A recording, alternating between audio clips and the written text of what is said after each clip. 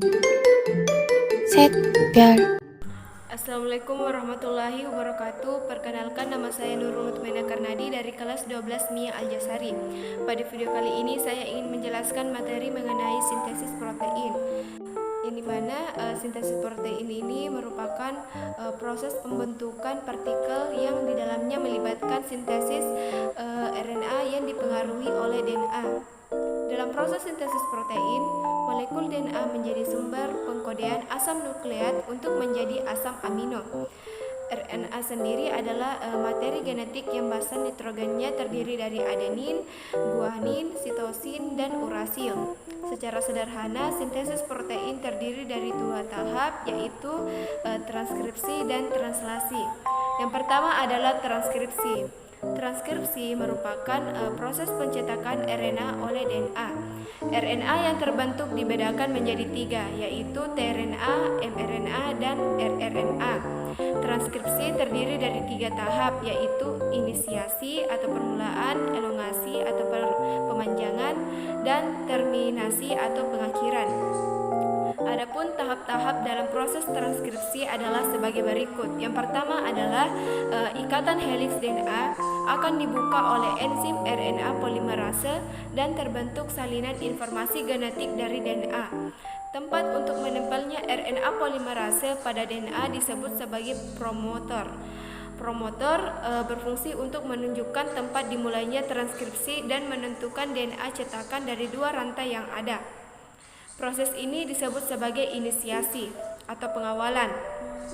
Yang kedua adalah dua rantai DNA yang terdiri dari rantai cetakan sense dan komplemen antisense mulai terpisah untuk promotor menempel di bagian rantai cetakan atau sense. Proses ketiga yaitu RNA mulai dibentuk oleh RNA polimerase dari titik awal promotor dan bergerak terus di sepanjang rantai cetakan DNA. Akibatnya, heliks DNA terbuka secara berurutan sepanjang 10-20 basa nitrogen. Nukleotida ini dirangkai dari arah 5 ke 3. Proses ini disebut sebagai elongasi.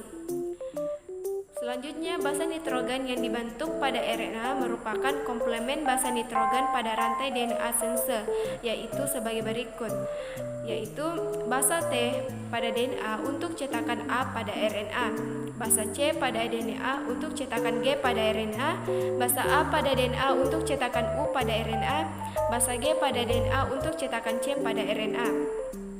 Setelah RNA polimerase mentranskripsi DNA terminator, proses transkripsi akan berhenti.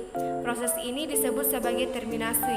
Kemudian, RNA akan lepas dari RNA polimerase.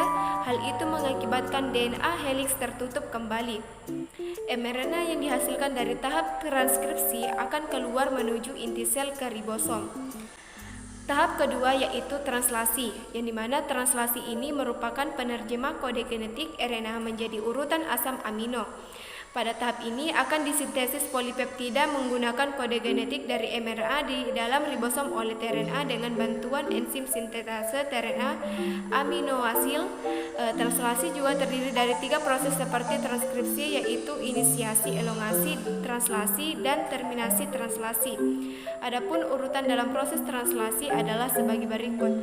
Yang pertama adalah molekul mRNA berikatan dengan subunit kecil ribosom di ujung 5. Yang kedua, translasi diawali dari codon start, yaitu AUG yang ada pada mRNA. Lalu, tRNA sebagai initiator yang memuat antikodon UAC akan membawa asam amino metionin. Asam amino tersebut akan melekat pada kodon AUG. Metionin merupakan asam amino awal dalam sintesis protein.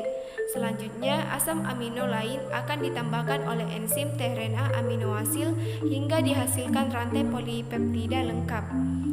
Selanjutnya, translasi semacam itu akan terus berlangsung sampai muncul kodon stop, yaitu UAA, UGA, atau UAG. Jika muncul salah satu kodon tersebut, proses translasi akan berhenti. Selanjutnya, polipeptida yang terbentuk akan lepas dari ribosom. Nah, adapun hasil akhir dari sintesis protein adalah terbentuknya protein fungsional seperti enzim, hormon, keratin, dan hemoglobin.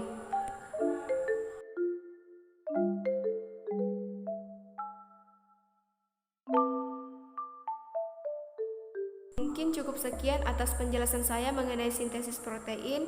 Jika ada kesalahan mohon dimaafkan. Wassalamualaikum warahmatullahi wabarakatuh.